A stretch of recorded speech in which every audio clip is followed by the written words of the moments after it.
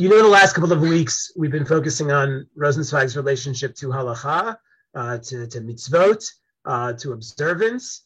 And with having concluded that topic, we are now going to switch to another very important topic for Rosenzweig, and that is his understanding of Torah. Torah played a very, very big role in Rosenzweig's life on a few levels. I mentioned in the past, he was the director of the Lehrhaus, this adult Jewish learning center in Frankfurt. And even though there were many things taught at the Lehrhaus, it was a place of Jewish learning, but it wasn't like only Torah was taught there. There were broader Jewish learning in the broadest sense. However, for Rosenzweig, right, the Torah learning that went on there was absolutely fundamental for him and for what he saw as the central purpose of the institution. And when Rosenzweig was forced to step down as the director of the Lehrhaus because of being diagnosed with ALS and started having paralysis and all sorts of major health issues, a few years later, he and Martin Buber begin a massive project to convert the Bible into German. The Bible has been translated into German. Did I say converted into German? That's a good Freudian slip. The Bible had been translated into German before them. Martin Luther famously translates the Bible into German. Moses Mendelssohn translates the Bible into German. But Buber and Rosenzweig felt there was a unique opportunity in their day and age to translate the Bible into German once again, particularly to enable the Bible, the Torah, to come alive for assimilated German Jews. That if with the proper translation, with the proper approach, right, there was a hope and a belief that translation could serve to reinvigorate German Jews' sense of connection to the Torah, not just making it accessible, and we'll see this in future sessions, but the goal of the translation wasn't because the other translations were too archaic or you couldn't understand them, and not at all. Right? The Luther translation is, poetic and unique in many ways. But what Rosenzweig and Buber wanted to achieve with their translation was a sense of conveying, even in the German, why the Torah is a text of revelation. So for Rosenzweig, right, the Torah plays a very, very central role as he returns to Jewish observance. And one of the questions he spends a lot of time grappling with is, how do we relate to the Torah as modern Jews, especially when we live in a time after the advent of biblical criticism, which makes all sorts of claims about the Torah, and whether or not it's a single text or a multiple text or a divine text or a human text. And as a modern person, as a modern Jew, right, this makes our relationship to the Torah challenging. Obviously, we all know this. For Rosenzweig, the reason this is such an important problem is that the Torah, as he recognizes, and as Jews have classically recognized, right, the Torah is our way to connect to God. Right, that is our avenue to connect to God. God does not necessarily speak to us from the heavens today, but God speaks to us through the Torah. So if we can't experience the Torah as a revelatory text, then we as Jews don't really have a connection to God at all. The question that I want to look at today may seem like a rather straightforward question, but it's, I think, a very, very deep and important question for Rosenzweig and for all of us as modern Jews. And that is that question of what is the truth of Torah, right? What is it that makes the Torah true, right? The Torah even, I should point out, refers to itself as true, Torat Emet, right? Like that's a term you've probably heard before, right? The Torah is a Torah of truth, right? There is something fundamental about truth and the Torah, such that if the Torah isn't true, right, it's hard for us to even relate to it as Torah at all. So that's the question that I want to look at. And we're going to explore it through another letter to Rudy Hallow. As you've seen, Rudy Hallow is a constant presence in Rosenzweig's life, particularly around these questions of the relationship between religious and secular, and the question of the Baal Tshuva, and the question of how do we enter into the tradition again in an authentic and deep and meaningful way. And much of these letters between Rosenzweig and Hallow is raising concerns and questions and ambivalence about returning to the tradition and religious life. And Rosenzweig is constantly trying to show Hallow that, like, there's other ways to look at this. The way you are looking at it, Hallow is sometimes overly simplistic, overly black and white, and Rosenzweig is trying to show him that there's always much more at stake here if you're willing to open your eyes. So he opens this letter. This is from 1925, so it's a few years after the previous letter that we were looking at. And here's what he says to Hallow. He says, "You write that the problem of how we relate to the biblical text, to Torah, is how are we, people who already lost our naivete, maybe except for in the days of your childhood, and people like us who live and work completely with the help of concepts, ways of thinking, and words that are not naive, how is our relationship to this simple story, the simple story of the Torah, still able to be one of deep meaning and greater value than every other simple story?" So this is the problem that Hallow has presented to Rosenzweig, and Rosenzweig is just summarizing it here in the beginning. But what we have to understand is that Rosenzweig is describing a classic problem of modernity, right? Or what we might call of secularization. We no longer look at the world through the innocent eyes of our great-great-great-grandparents, right? Just there's been a break, there's been a rupture. The way we look at the world is fundamentally different from them. In the pre-modern world, people were primarily guided by their religious traditions and by tradition in general. However, much of this changed with the Enlightenment, which placed the emphasis on reason and empiricism. Instead of just accepting tradition, knowledge had to be proven in order to be true. And the primary way to determine whether knowledge was true or not was through one's experience of the world. You get the development of the scientific method, which was a major transformation in the way knowledge was determined in this time, right? The 17th, 18th, 19th century see these dramatic transformations in the way that human beings think about knowledge and think about truth, right? Instead of accepting the knowledge of tradition or looking at a small bit of evidence and drawing a large conclusion from it, which is the way philosophy and science used to often work, they would just take a little bit of proof and they would suddenly discern from that little bit of proof like the secrets of the whole world, right? The scientific method, the Enlightenment, all of these are ways of saying that if we're going to determine whether something is true, we better have proof and we better test it very, very, very carefully, right? If you're familiar at all with the scientific method, right, its whole approach is very, very cautious and circumspect. You raise a hypothesis, you carefully set up an experiment to test the hypothesis to determine whether it's true or not. And truth must always be tested against the available evidence. And if you don't have evidence, if you don't have proof, if it hasn't been tested, then how can you say something is fundamentally true? And in fact, what emerges from the Enlightenment and modernity in general is a particular definition of truth. And it's one that we take for granted as being sort of obvious. But it was, I guarantee you, not obvious for our ancestors. It's called the correspondence theory of truth. And what it states is that the truth or falsity of a statement is determined only by how it relates to the world and whether it accurately describes or corresponds with that world. Meaning, if you're going to say something, we determine if it's true or not based on whether or not reality reflects it, right? Otherwise, it's not true. Now, with all of these transformations about how we think about truth and knowledge comes all these incredible advancements, right? Reason allows us to understand the world, and perhaps even more importantly, it allows us to manipulate the world for the ends that we desire.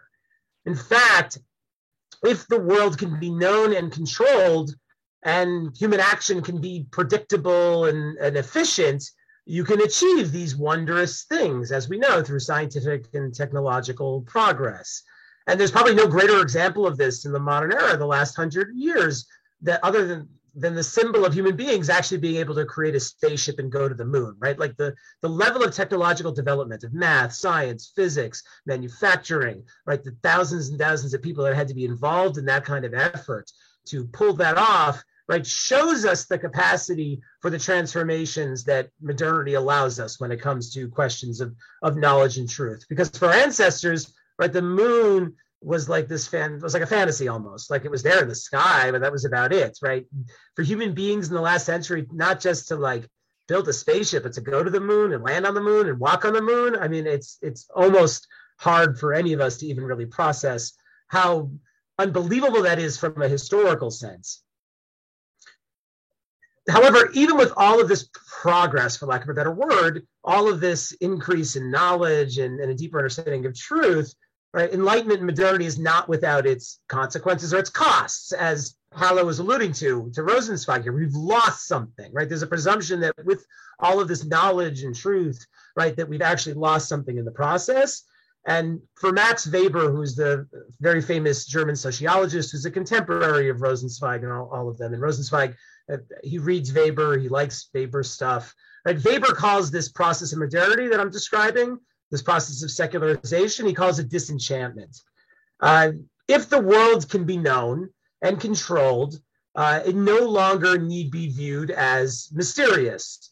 The presence of magic and the supernatural, which had long been used to explain all those things in the world that we don't understand, is no longer plausible as an explanation for what you see going on in the world, right? We know disease happens for scientific reasons and not because of demons. And you can cure disease through medicine, not with magic. With an increasing emphasis on science and reason, oftentimes the cost comes at the expense of religion, right? Because religion, as a result, is often seen as irrational. And there is this sense in which if science can explain all of reality, then God's presence within the world recedes from day-to-day life. Because all these things that we used to see in the world and used to attribute to God, suddenly we have better and more accurate and more truthful explanations of them, right? We know why earthquakes happen. We know why a thunderstorm happens. We know why a volcano erupts. Like, we know these things. We don't just have to attribute this kind of stuff to God. We understand that there's order and rules to the way that the world works. But with that comes a sense of God's absence from sort of the way in which we experience the everyday of the world. So when Rosenzweig quotes Hallow here saying we have lost our naivete, what he means is that we live in a disenchanted world. Like, we've lost this sense of like the world being magical and supernatural. Religious tradition no longer guides our lives or our understanding of the world, right? For that, we have reason, we have science, we have all those wonderful things, which again enables us to see the light of truth. Now, where does this all leave us vis-a-vis the Torah?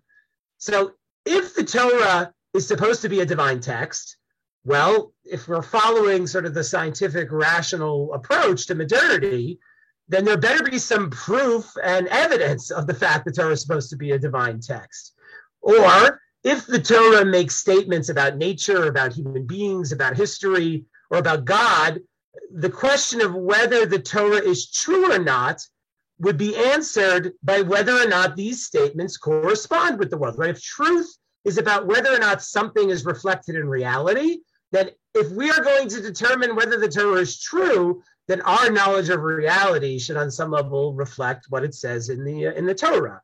If the world was, in fact, not created in 6 days, if human beings are, in fact, descended through evolution from apes and chimpanzees, these kinds of things would then make us question whether the Torah is true. Meaning, it appears that the Torah makes certain claims about reality, about history, and if we follow the correspondence theory of truth, which is, again, the way we typically think about things, then we would expect that these things should be able to be verifiable within reality itself, right? Truth is something that can be proven. Truth is something that has to be verified. And if the Torah is supposed to be true, then we need to be able to look at what's in it and be able to determine whether these things, again, actually happened, actually exist. Our great-great-great-grandparents may not have been bothered by these questions. These questions may not even have occurred to them.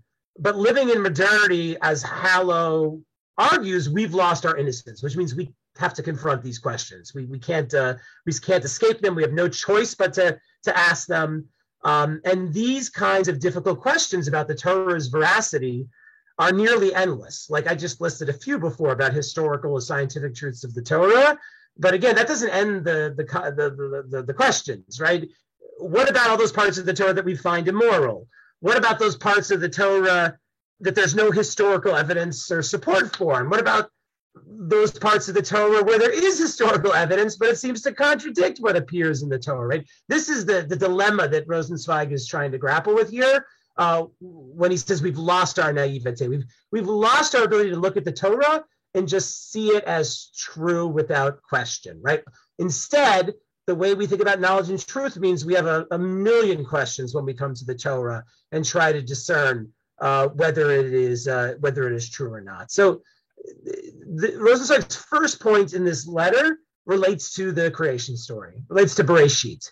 And he notes something very interesting about Bereshit, which can already start pointing us to what does it mean to say that the Torah is true. And he says as follows, he says, the unique aspect of the story is its subject. And I'm going to skip a little bit here in the text.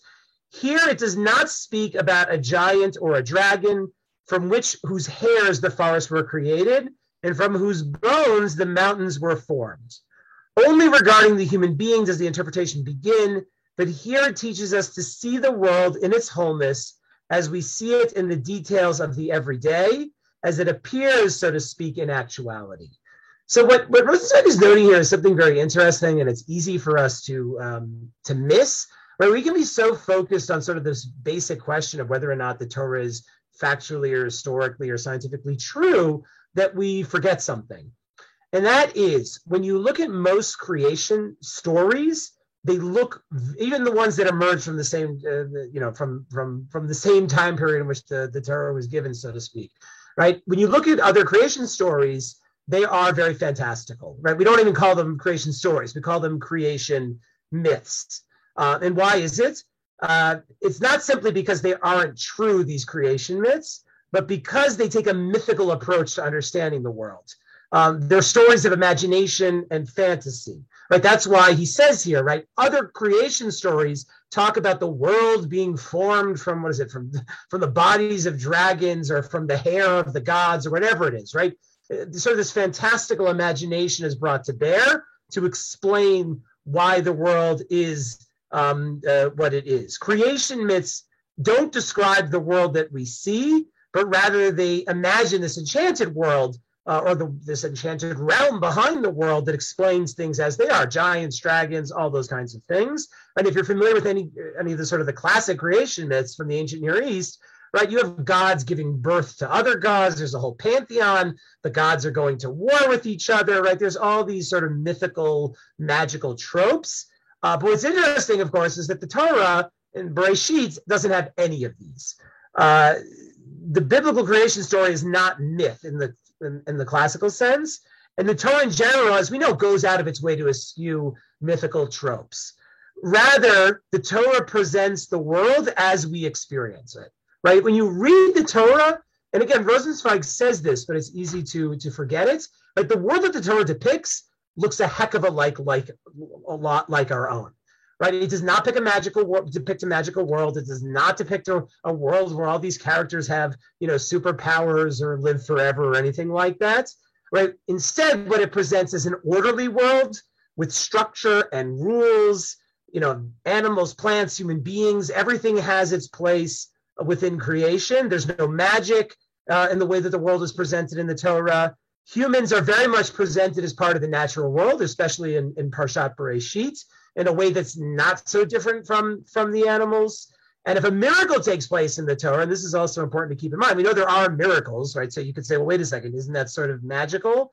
But the miracles in the Torah are almost all the kind of which occur within nature, right?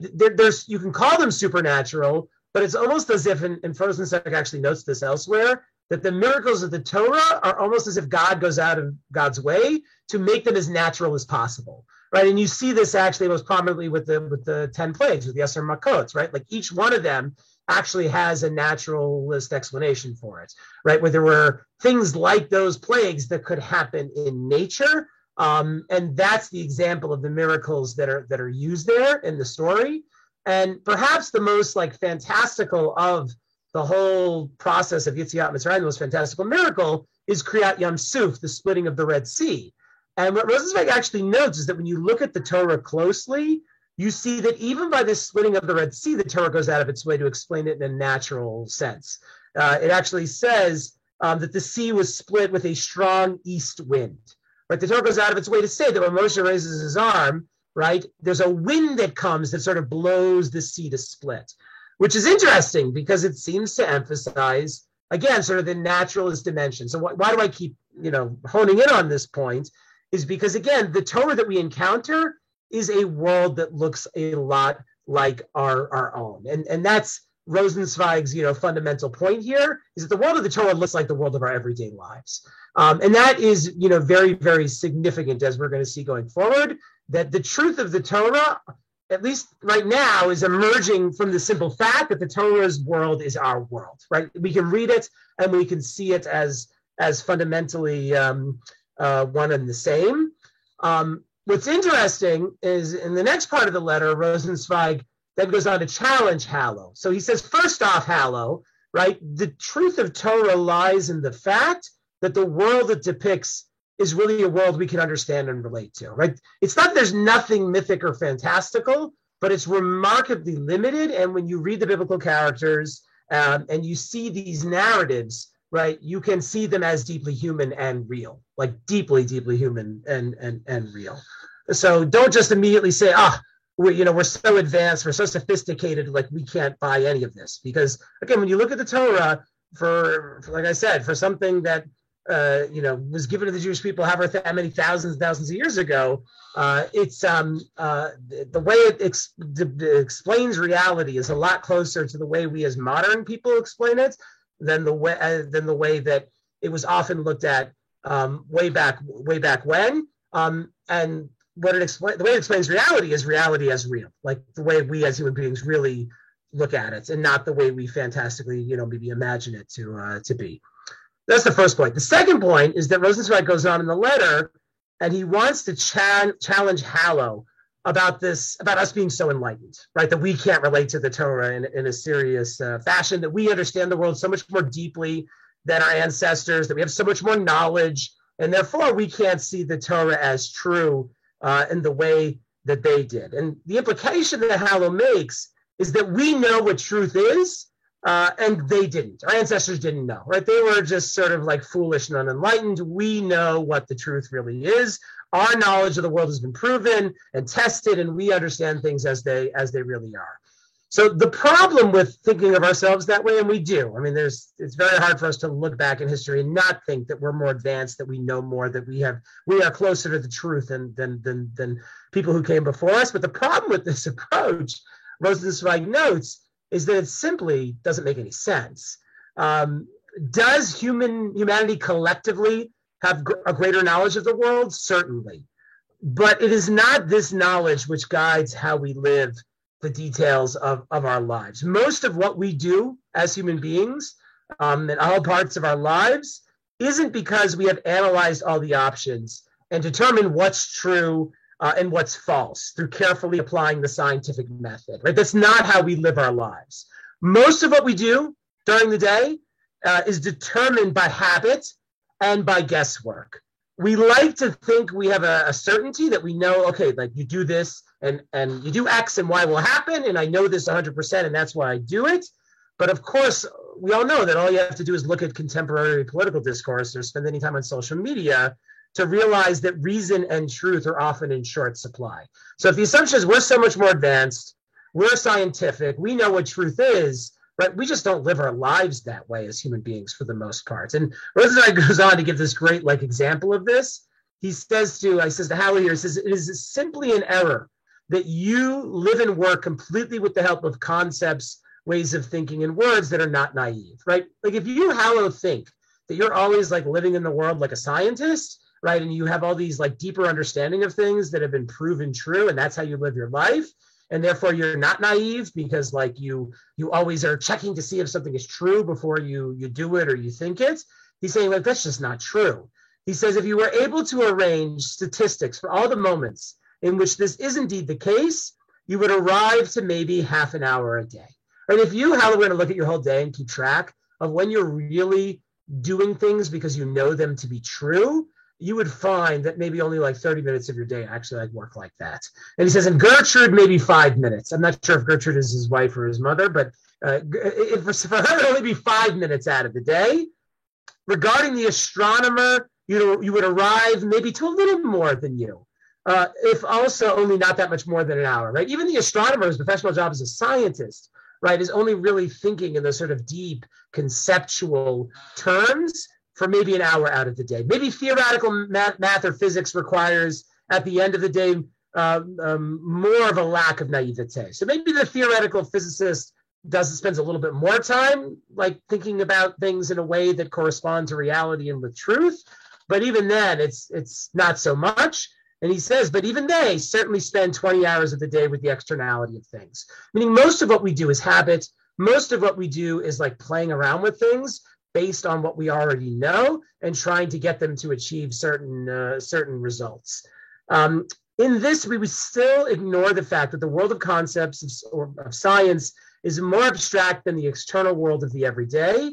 It is just that science is less certain, but according to its content, it is superficial exactly as the world itself. Meaning most of what we do, once again, and I mean, even if you're a doctor or a scientist, right? Like it's not that you don't know what you're doing or that what you're doing hasn't been verified like scientifically, but that's not the way you think, right? Like if you're a surgeon, right, you act based on muscle memory. You act based on experience. You're not acting based on like every cut or move you make in the midst of surgery is based on this attempt to verify what is true or what is not. And again, this is the way we all function most of the day. We're all faced with all sorts of options and choices, and we don't act on them because we've tested each one and proven, this is the one that is true, therefore I'm going to act on it, right? Most of us basically pointing out, we don't really approach the world like scientists. Even scientists only really approach the world like scientists for like a limited part of the day. Yes, humanity has developed grand theories about how to understand the world, and those theories have even been proven true in many aspects of them. But we don't live in theory.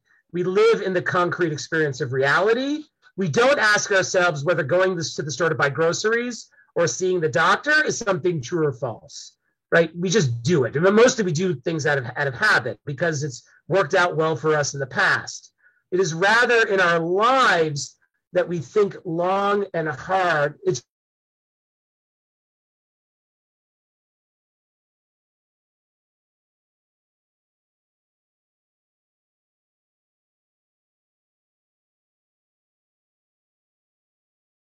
this, he that will not eat till he infallibly knows that it will nourish him, he that will not stir till he infallibly knows the business he goes about will succeed, will have little else to do but sit still and perish. Meaning, if you need absolute certainty that like this piece of food in front of you is going to like taste good and nourish you, or if you need absolute certainty that like going to work is going to achieve X results, like you're never going to do anything, right? Because we never have that kind of certainty, right? We never have that sense of absolute truth to most of what we do. As I said before, most of what we do is through, habit and guesswork. So this assumption that we live our lives according to the truth, or only the truth is really, what matters at the end of the day for us. But that's just not, I think, that doesn't correspond with reality, right? Is what I would say. If you want certainty and truth before you act, you're going to be sorely disappointed most of the time. And what we can take away from this is that even though we believe truth means something, that means something provable, something that corresponds to reality, we actually don't demand of our lives that everything we do is absolutely true. Like, and Weber actually points this out in the science, in one of his famous articles, Science is a Vocation. He says we like to think that we're so much more advanced than those who came before us, and that means we're guided by truth, where they were mired in illusions and falsehood. But in truth, maybe we're not so advanced. And here's what Weber says. He says, does it mean that we today, for instance, everyone sitting in this hall, have a greater knowledge of the conditions of life under which we exist than has an American Indian or a Hottentot? Hardly. Unless he is a physicist, one who rides on the streetcar has no idea how the car happened to get into motion. And he does not need to know. He is satisfied that he may count on the behavior of the streetcar, and he orients his conduct according to this expectation. But he knows nothing about what it takes to make a car so that it can move. The savage knows incomparably more about his tools, right? If modern people want to assume that we're so advanced and we have such a much more greater monopoly on the truth than those human beings from hundreds of years ago who we look at as savages, that's really not so true. Like most of this amazing technology that exists, we don't understand how it works, right? The fact that we think it's true is because it works, not because we understand how it works. And in a sense, Weber says, right, the savage knew more about the truth of his tools because he understood how his tools work because they were basic, right, than a modern person does. I have no idea. I mean, I'm an engineer technically. I have a degree in engineering. I don't have a clue how my iPhone works. I just know that it works, and that's all that matters, right? So even though, again, we talk about science and truth being verifiable, but we don't live our lives that way. To the extent that something is true, it's because it works. That I would say is a much more accurate definition of how we experience, truth in our lives. Rosenzweig goes on the letter here. He says, because of this, the legend of Bereshit, chapter 1, which tells of foregoing all interpretation, how all things were created by speech alone, serves as the great justification that healthy human understanding is derived from the truth. Its literary dimension reside only in the choice that it presents all things. Besides this, it is not literature. The Torah is not literature, rather truth. So again, what he's saying here is that when you look at Bereshit Perek Aleph, the story of creation, it's not a mythical story. What it does present is creation through speech, right? God speaks and creation comes into being. But what we see there is a world of structure and order, which is exactly how we experience the world. Meaning, yes, God speaks, but the way that everything sort of comes together and has its place and follows rules and is repeatable and predictable, right? That is the world as we actually experience it. But there are mythic elements in the Torah's creation story, in the way that it attempts to explain like the totality of creation, like the cosmology of creation. And obviously to do that, it has to sort of step a little bit into mythical thinking. But on the whole, right, the creation story that it depicts is a world we can recognize as our own, because it speaks the truth. And this is really the most important point.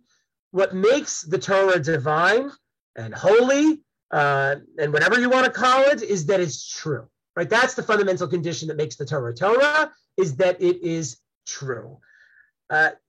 It's not literature. However, its truth doesn't reside in the fact that it fulfills the criteria of the correspondence theory of truth, that its claims are provable and verifiable in a scientific sense. Rosenzweig has an altogether different definition of truth, and that's where we're going to really focus the rest of the of our learning. I'll just read the conclusion of the letter because, as always, Rosenzweig has a very powerful way with words. He says to Hallow, right? The Torah is about truth, and that's what you're not getting, Hallow, because when you think about truth, you don't realize the kind of truth that the Torah is ultimately conveying. He says to Hallow, you did not give enough prominence to this distinction in your article. I guess Hallow had written about this subject. When telling the legend of Hansel and Gretel, it is clear that it needs only to be pretty, for neither the witch nor the parents will raise a claim about their depiction being distorted. Right? Hansel and Gretel is a story that's made up, right? So all the characters in it are made up, right? Whether it's the parents or whether it's the witch, whether it's the kids, they're totally made up.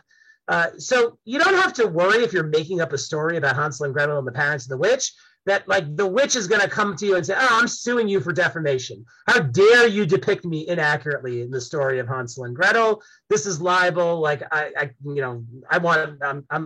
coming for my money, right? That obviously is absurd because Hansel and Gretel is a made up story.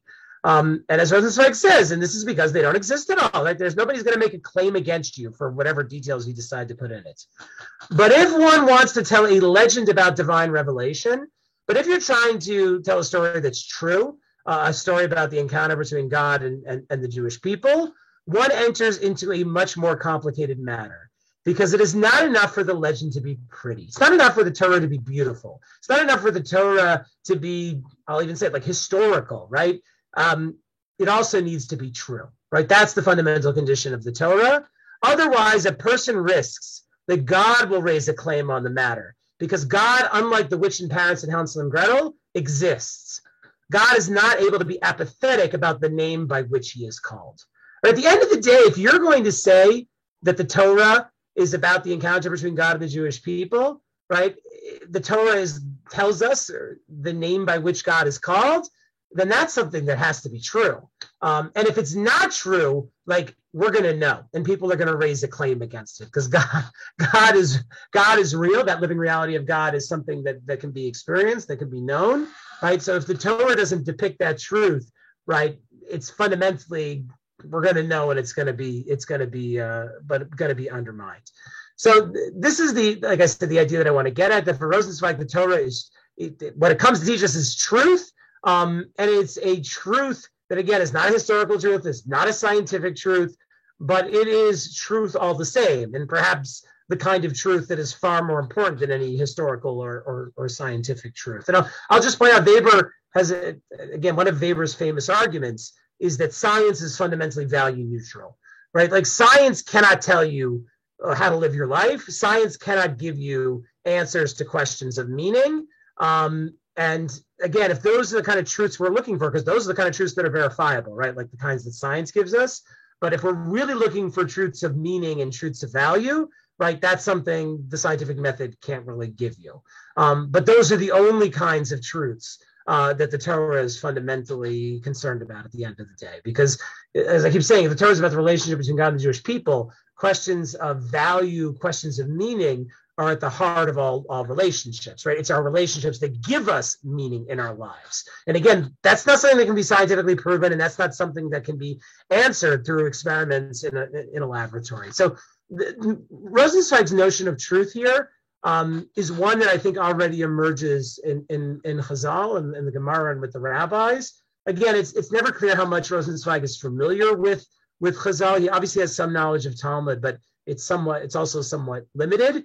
But I will just point out that probably one of the most famous lines in all of rabbinic literature and in the Gemara is this idea that the seal of God is truth, right? The seal, ha'chotmo shel HaKadosh Baruch Hu emet, right? That the seal of God is truth. So I want to unpack this idea and some related ideas, because I think they're very much related to Rosenzweig's understanding about the Torah's exists to convey truth. So this is from Masechet Shabbat. It says, in the name of Reish Lakish, and Reish Lakish said, the letter Tav is the last letter of the seal of the Holy One, blessed be He. As Rabbi Chanina said, the seal of the Holy One, blessed be He, is truth, which ends with the letter Tav, right? The letter, the Hebrew word for truth is emet, aleph, mem, tav, right? The last letter of the word is Tav, which is also the last letter of the Hebrew alphabet. So it's like Tav seals the alphabet, Tav seals the word emet, right? God's seal is truth. So I'll just point out that we can certainly, it's a very powerful statement, a very meaningful statement, one that is certainly very much a guide for me and how I think about my own life. We have to ask ourselves, what does it mean to say God's seal is truth, right? What's the metaphor there? What is trying to be conveyed? So again, what are seals used for?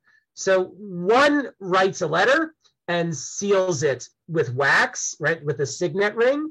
And that seal is there for two reasons. First, it's to ensure that the receiver will know somebody tampered with the letter and opened it up and read it before they were able to get it, because if they do that, the seal will be broken. So the seal, on the one hand, is trying to enable some level of privacy. But the second reason you put a seal in, and I think this is the more important reason, is that when one receives the letter, they'll look at the seal and they'll know that the letter is authentic, right? They'll know that it's not a forgery. They'll know exactly what it's from, because you can't really forge that seal. That seal is authentic. It makes clear who is the sender. So to say God's seal is truth is to say that if you really want to know whether something comes from God, if you really want to know whether the message is from the Ribono Shel Olam, well, you check the seal, and that seal is truth. So that's the sign. That's the way we test, so to speak, whether something is from God. Right? So we can immediately, just sort of extrapolate this to the Torah, right? If you want to know whether the Torah is from God, the Gemara is telling you, or anything, any kind of like, how do we even know something is potentially Torah, right? Whether it comes out of a rabbi's mouth or whoever, right? We know that it's Torah if it's true. Because if it's true, that's God's seal. You know, that came from God. That must mean that it's Torah. Again, Rashi, even in his comment here, kind of picks up on that in a slightly different fashion. He notes that the letters that make up the word emet, aleph, mem, taf, come from the beginning, the middle, and the end of the Hebrew alphabet. And basically what he says is that truth covers the beginning, the middle, and the end, which is really just another way of saying that the truth is eternal, just as God is eternal.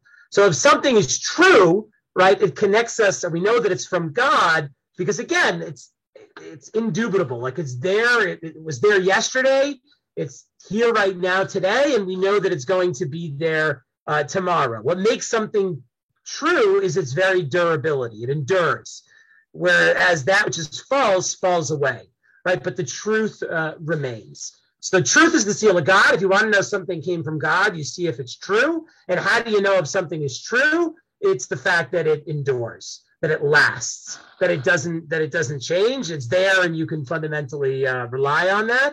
And the next Gemara picks up on this. It's another Gemara from Masechet Shabbat. It says they taught Shin, trying to understand the meaning of the letter Shin, falsehood or sheker, whereas Tav is associated with truth or emet, right? So looking at the Hebrew word for falsehood or lie, sheker, and looking at the Hebrew word for truth or emet, you see very interesting things. And you see very interesting things by looking at the letters that make up each one of those words. The Gemara goes on, why are the letters of the word sheker next to each other in the Hebrew alphabet, while the letters of emet are distant from one another, right? The letters of emet are the beginning, the middle, and the end of the alphabet, but the letters of sheker all come one right after the other in the alphabet, shin, kuf, resh, right? They're literally one right after the other. So what do we learn from this? It says that is because while falsehood is easily found, truth is found only with great difficulty. So falsehood is easily found, truth is only found with great difficulty. Why is this? Presumably because the truth is rare, right? Lies are cheap. Lies are everywhere, and we know this. It's really easy to lie, and it's really, really hard to tell the truth. It's very hard to discern the truth in any situation, right? Because of the profound complexity of human existence. So that's the next point here, right?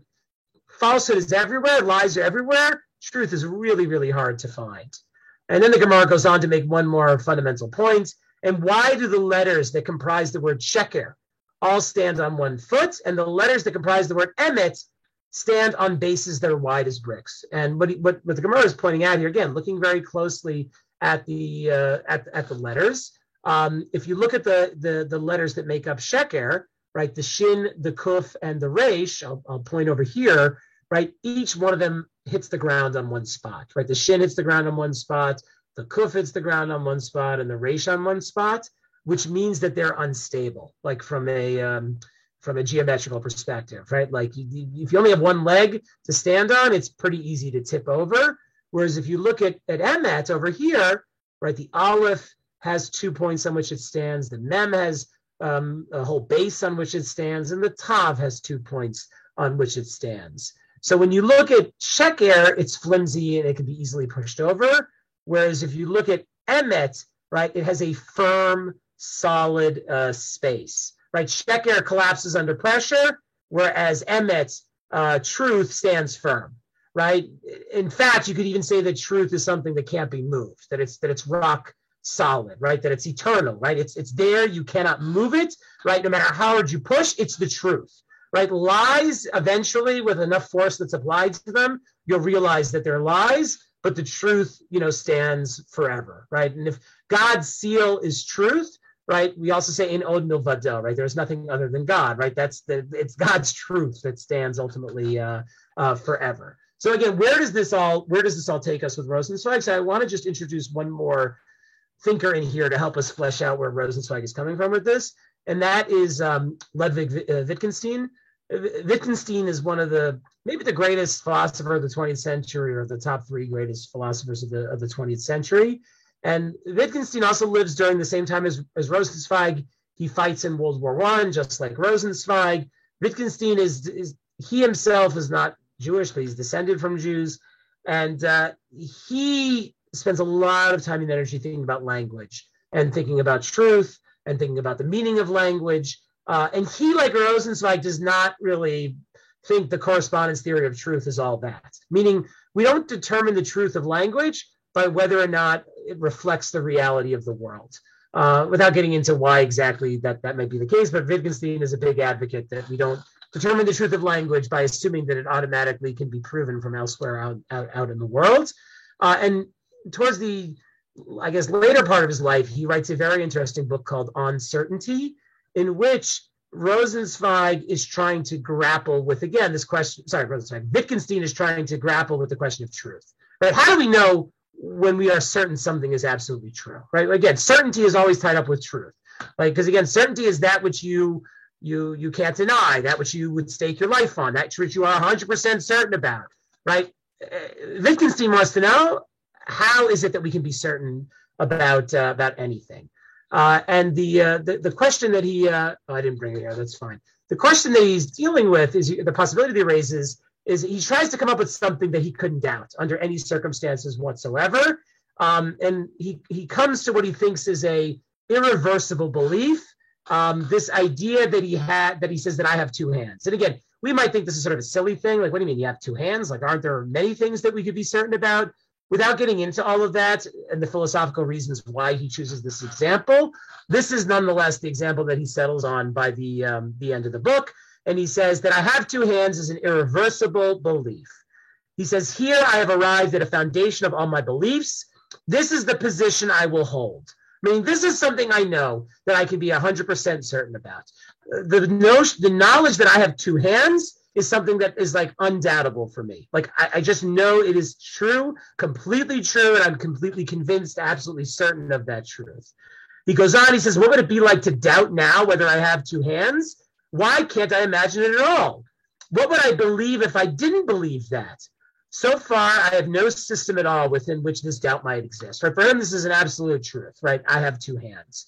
And the last part here, he uses this very interesting metaphor. He says, I have arrived at the rock bottom of my convictions. And one might say almost that these foundation walls are carried by the whole house, right? When you dig down deep enough, right, you reach the bedrock, right? You reach that part where you can't dig any farther, and you've reached solid ground. And for Wittgenstein, right, this knowledge that he has two hands, this belief that he has two hands, that is the bedrock of his belief. That's something that he knows just simply can't be denied. And as he says here, it's the foundation walls are carried by the whole house, right? When you lay the foundation with bricks, right, that becomes the foundation which ultimately holds up and is connected to the whole house.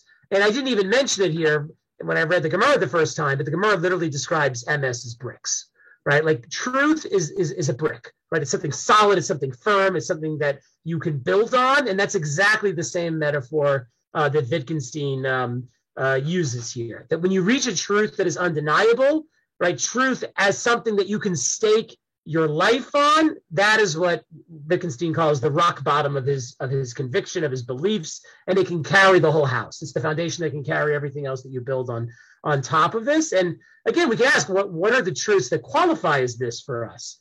There aren't that many in our lives that we can say with absolute 100% certainty that they are true, that they are the foundation points of the way in which we live our lives. Right. Again, there are things that we know to be like true, but that doesn't mean we feel that they are eternal truths that can serve as the foundation of our existence. And it's that kind of idea of truth that Wittgenstein is suggesting, that the Chazal is suggesting, and that Rosenzweig is suggesting as well. Truth is something that when you hit it, it's there and it can't be denied. Like, there's just no escaping it. And for Rosenzweig, the whole third section of the Star of Redemption is dedicated to this idea of truth, of showing the truth of, I guess you could say, Jewish existence and God's presence in the world. That kind of sells short exactly what he's doing there. And in that section, he cites this piece from Chazal. He says, God is truth. Truth is the seal by which he is known, right? God's seal is truth. And again, that means truth is going to be the way in which we make God real in this world, right? Redemption for Rosenzweig is absolutely tied up with our ability to know the truth and ultimately to live the truth.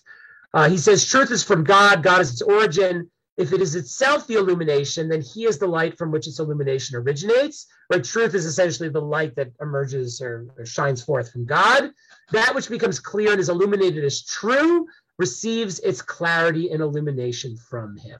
And this is a point that Rosenzweig makes in this section. It's not that it's not that truth is God, but God's seal is truth. But if you want to know whether something came from God and reflects God, right, it has to be true. It has to shine with the light of truth. And in another quote that I brought here from Rosenzweig, again, what does truth mean? What are we talking about here? The kind of truth that Rosenzweig sees as being conveyed in the Torah is this truth of God's seal, but it's the kind of truth that I would say is very much associated with the way that we often think about belief, right? We think today that belief means, like, I believe in the reality of something, right? I believe that something exists. Like, do I believe in Santa Claus? Do I believe in the tooth fairy? Do I believe in God, right? And it's sort of assumed to be a yes or no question, but the truth is never yes or no. And this, I think, is very interesting. Rosenzweig cites in one of his essays that truth is very much tied up with belief, right? You can only believe in something that is true, right? You can't believe in something that isn't true. And when you believe in something that is true, it's not a factual statement. Here's how Rosenzweig says it. He says, the word believing does not here mean a dogmatic self-commitment. It doesn't mean I can believe something is true because I've been told that it's true. It doesn't mean that I believe something is true because, people in authority tell me it's true, or because people will shun me if I don't believe that it's true. That's not what belief is at the end of the day. He says belief, to know something is true, reflects a total obligation to embracing the entire person, right? Truth is something that basically penetrates every fiber of your being. That's why truth is something you're willing to stake your life on, because it's not just a cognitive truth. It's something that you live in, like, every fiber of your being and within reality itself, right? You live the deepest truths that orient your life. And this is very clear for Rosenzweig in an important essay of his called The New Thinking. He says, thus truth ceases to be what is true and becomes that which has to be verified as true, right? Don't think truth is propositional. Don't think, again, truth is about whether something exists or doesn't exist, right? Truth is about verification, but not verification in the sense that we typically think about proof. Like, I run an experiment and I can prove whether the theory is true or not. Verification is something that ultimately happens in a deep sense in our lives.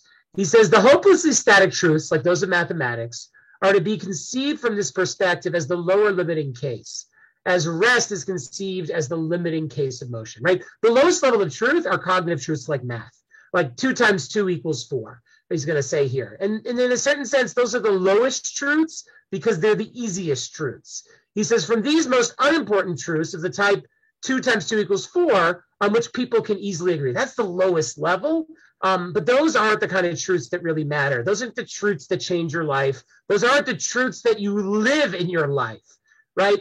These are easy truths. Like, you can learn them when you're like in second grade. You can learn 2 + 2 or 2 times 2 equals 4, right? With no other expense than a little brain power. It's not much more complicated than that. However, that's the lowest level of truth. The highest level of truth, he says, the way leads over those truths which man is willing to pay, to those he cannot verify in any other way than with the sacrifice of his life, right? The truths that really matter, the truths that seize our whole building, the truths that are those bricks that are the foundation of our lives, right? Those are the truths that you are willing to actually give up your life for. And he goes on to say, like, the greatest truths maybe for you, maybe the truths that you're willing to give up your life for. But the truths that are the ultimate truths, he says, and finally to those whose truth can be verified only by risking the life of all generations, right? Like, the ultimate truth is the truth that you're willing to risk not just your own life, but everybody's life for, right? That's a truth that is eternal. Like that's the ultimate truth. That's the messianic truth. He actually calls this his messianic theory or his messianic epistemology of truth. So what we can take away from this for Rosenzweig is that, again, truth is not scientific. Truth is not historical. Truth is something that you live and experience in life. If truth was scientific and historical, it would be like 2 × 2 = 4, right? But that's not the kind of truth that Chazal think is the seal of God, right? The kind of truth that is the seal of God, the kind of truth that means you know it came from God, is the kind of truth that you can only know by verifying it in your life. And the way you know whether something is ultimately true is the kind of thing that you're willing to ultimately give up your life for, or you're ultimately willing to sacrifice for in ways that you would never sacrifice for anything else. That's what real truth fundamentally is. So I want to conclude by tying this back to the Torah. Right? Because again, how do we discern what the truth of Torah is? I mean, this all sounds great in theory, but again, how do we discover what the truth of Torah is? This kind of truth that Rosenzweig and Chazal are getting at here. This truth that is bedrock, the truth that orients our life, right? The truth that we live with every fiber of our being. So I want to give you one more final text from Rosenzweig, and it's a text that actually relates to this week's Parsha, the Parsha of the Shalach. Jewish people leave Egypt. Amazing moment. They arrive at Yam Suf at the Red Sea. Pharaoh's army is at their backs. The Jews don't know what to do, right? They've waited so long to be free, plague after plague, hoping their moment would come. They finally leave Egypt. They finally are about to have their dreams fulfilled. And yet here they are at the Red Sea with Pharaoh's army at their backs. And it looks like they're facing certain death. Right? In that moment, God opens up Yam Suf. The sea splits. The Jewish people walk through. The Egyptians follow them. The Jews make it to the other side. God causes the waters to descend upon the Egyptians. The Egyptians drown, and the Jewish people believe, right? That's what it says there at the end of Kriyat Yam Suf. Vayaminu b'Hashem Moshe Abdo. Right? The Jewish people believe in God and in Moshe, his servant. At that moment, the culmination of Yetziat Mitzrayim is a moment of belief and a moment of profound truth. So I want to just show briefly how Rosenzweig understands this, about how we actually discover the truth, how we really experience the truth of Torah. And here's what he says. This is from a journal entry, so it's a little cryptic, but I'll do my best to unpack it. He says, facts of Judaism, not ideas of Judaism. Judaism is not a religion of ideas. If you think that, you're thinking in very modern terminology, or you're thinking in very Christian terminology, because again, Christianity is all about belief. Christianity is all about dogma. That's not what Judaism is. Judaism is about facts, as he says, not ideas, right? Judaism is about ikarim, which sometimes is translated as like beliefs or principles, but it means like essences. Like it means about something that is like the ikar. It's the essence. It's the root. It's like there physically. You can touch it. You can see it, as opposed to dogmas, which again are about content, but really almost empty content. You just have to kind of accept it. And how do we know Judaism is about facts, which for our terminology is truth? But Judaism is about facts, about truth. He gives a verse from Devarim where Moshe says to the people, he says, "You have been shown to know that the Lord alone is God. There is none beside him." And what Rosenzweig takes away from this verse is that how do we know God? It's because we've been shown to know God. Meaning knowing God, believing in God, is not really a choice, right? Like truth in a way, the kind of truth that Rosenzweig is getting at here, it's not something you so to speak choose. It's something that you confront and you cannot simply deny. He says, this is his way of explaining the verse, right? You've been shown to know the Haretza Ladat. He says, you have thrown us, God, into a factual situation that compels us to know. The reason we know God is because God made it so that we could know God, that we had no other alternative but to know God, right? When the Jewish people watched the Egyptians drowning in the waters of the Red Sea, they had faith because what else could you have in that moment after what they had seen and what they experienced, right? Truth is something that ultimately happens to a person. But when it happens, like it just can't be denied. It's the most real thing that can ever happen to a person. He says here, and he cites another verse from Devarim, he says, "I call a witness against you, heaven and earth this day, I have put before you life and death, blessing and curse. Choose life if you and your offspring would live. So what you notice here is that what is God doing? God's sort of contradicting God's self in 2 verses. At first, he says, I put before you life and death, blessing and curse. At first, God's saying, I'm giving you options. Life and death, blessing and curse, you choose, right? But then God says, choose life, right? Which Rosenzweig points out here in the parentheses. God's telling you, you don't have an option, right? You think I'm giving you choices? I'm not. You choose life, right? And Rosenzweig goes on to say, why do we not have dogmas? The people believe, right? Like for us as a Jew, faith is something that you kind of bear in your blood, whether you believe in God or not, right? To be a Jew puts you into a relationship with God that you can't escape. That's Rosenzweig's whole point when he decided not to convert and decided to stay Jewish, that his Jewishness was something that was inescapable to him.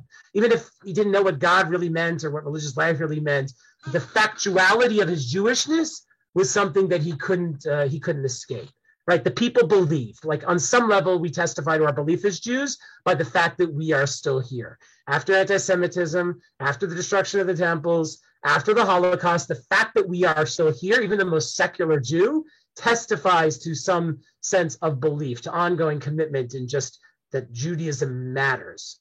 And he goes on to say, Rosenzweig, but the faith in God and Moshe does not come in the form of a commandment, rather in the form of a story at the Red Sea. For our faith is always given to tell only after the event. Meaning faith is a fact that happens to you that you simply can't deny. But faith as something in which we try to express verbally can only come after the event of truth, after that event in which something happens to you that leads to an understanding and a knowledge that is so firm and so real that nothing can fundamentally change it.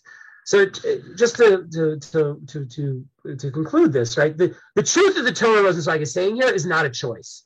It's not something that can be proven in any kind of scientific sense.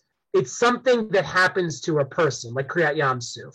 It grabs holds of you, and you can't escape it. As I said, when the Jews saw the sea split, when they saw their oppressors drown beneath the waves, everything changed for them.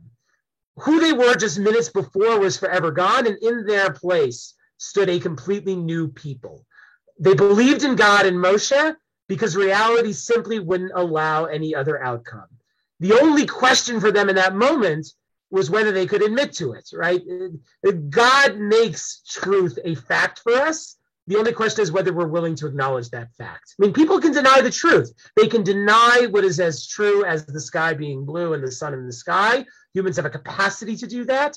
But at the same time, we all know when we've experienced something that is so true that to deny it would be a sin. And so the only choice of the Jewish people at that point is, can you give voice to the truth that they've experienced? And that's what they do. They give voice in song, in the Song of the Sea, in Shirat Hayam. Truth, when we encounter it, grants our existence a firmness, a solidity that orients us in the world. And for me personally, I think I really encountered the truth of Torah for the first time. That moment when I truly knew without a doubt, for me, that the Torah was holy, was divine, was when I spent my first year studying in Yerushalayim, I don't know, almost 2 decades ago, I guess, 15 years ago. The year after my wife and I got married, we came here to study. And I remember the first time really learning Gemara and really learning rabbinic texts in a very serious way. And I remember falling in love with learning and learning Torah of all kinds. And this was an event for me. It was an event in which I experienced something so true that on a certain level, my life has never been the same since. I was an engineer. Like, I wasn't going to be a rabbi. I came here. I thought about making Aliyah. Maybe somewhere in the back of my mind, I had a notion I could, become a rabbi or teach Torah. But that really wasn't the orientation I had. It was over the course of the year that I fell in love with Torah, because I experienced the truth in Torah that, as I said, just couldn't be denied. And that for me was the first moment I really felt like the truth of Torah just grabbed hold of me and there was nothing I could do about it. And the second time, which I'll mention as well, was when I was going through the weekly Parshiot as the rabbi at Cedar Sinai Synagogue. Because every week I was confronted with the Parsha, and I was put in the position of trying to say something about the Parsha, connecting it to the world, connecting it to the life of the shul. And sometimes it was hard, but what I discovered over time is that surprisingly, it's actually easy. Because what happens is when you look in the Torah and you look in those parshiot week after week, you start to find truth in it wherever you look. Especially the more you look at it, like the more you see that is there. That's one of the things I love about the fact that as I get older, time seems to speed up. It's not always great, but what's good about it is I keep coming back to the same parshas. It feels like quicker and quicker. And every time I do, like I feel like we're just a Bashalach a couple of months ago, and now we're suddenly back again. But now that I'm back again, like it grabs hold of me in a very deep way, and I see more things in it that are true than I ever did before. And again, what happens when you look in the Torah and you find truth in it, it jumps out at you and it speaks to you in the here and now as if it's just been given over to you by God. And I can tell you, for me personally, when I was at Cedar Sinai Synagogue, when we were in the midst of merging the three shuls together, and it was a very difficult time. For me, it was the parshiot and the stories about Moshe and leading the Jewish people through the Midbar, trying to get them to the promised land, which like deeply resonated with me. And again, I don't want to say I'm like Moshe, I'm not, but that attempt to try to take the Jewish people out of a difficult situation, to get them to a place they're all yearning and hoping for, which is very much what the mergers was about. Like I couldn't help but see myself in the shul and the people in the shul through the lens of that narrative. And I would read that narrative, and my God, it was like the truest thing that ever had occurred to me. The Moshe's frustrations, the people's frustrations, right? The difficulty of building any kind of unity, of building a real sense of faith, of a willingness to sacrifice for the greater good, right? These are the hardest truths that there could possibly be. And when I was reading, those parshiot and trying to make sense of them, my God, there was nothing that had seemed more true to me. And that's the thing about the truth. And it's always what I'm looking for when I study Torah and I teach Torah, because again, if we want to know whether it's really Torah or not, it has to be truth, because that is the seal of God. And what makes something true is not simply that it's provable, because 2 times 2 equals 4 is provable, and that's not a truth that is ultimately going to change your life. The kind of truth that Rosenzweig is talking about here, the truth of Torah, is the kind of truth you can't escape. You can imagine for a moment, I'll just end on this metaphor, that you're digging a hole. You're digging a hole in the ground. And with each shovelful of dirt, you're digging a little deeper in the ground. You don't know how long you're going to be digging for. And you don't know how deep the hole is going to be. But eventually, at some point, something happens. You dig that shovel into the earth one more time, and the shovel hits something hard. And perhaps it even makes a loud sound. If you're digging with a metal shovel and you hit a rock, like it's going to clatter. Like you're going to hear that noise. And not only are you going to hear that noise, and it's going to be a very sharp and loud noise, you're going to feel the vibrations in your arm as the shovel strikes the stone. And you'll know that you've essentially reached bedrock and that you can't dig any farther. And you don't need to actually dig any farther, because you finally found something solid, something that can't be broken, something that can endure, something that you can, build not just a house on, but ultimately your life on. That what you found at that point, is the truth. And again, it's not found easy, it's not found commonly, but it's only the truth that can fundamentally endure. It's only the truth that can sustain the Jews. Like, let's think about this, right? Everything the Jews have gone through, right? What could sustain us other than the truth at the end of the day, right? There's just nothing, because that's what comes from God. Nothing that can endure. If we're going to be an eternal people, it has to be because there's something internal that we draw our strength from. That's the truth, and that's the kind of truth that Rosenzweig believes that we can ultimately find in the Torah.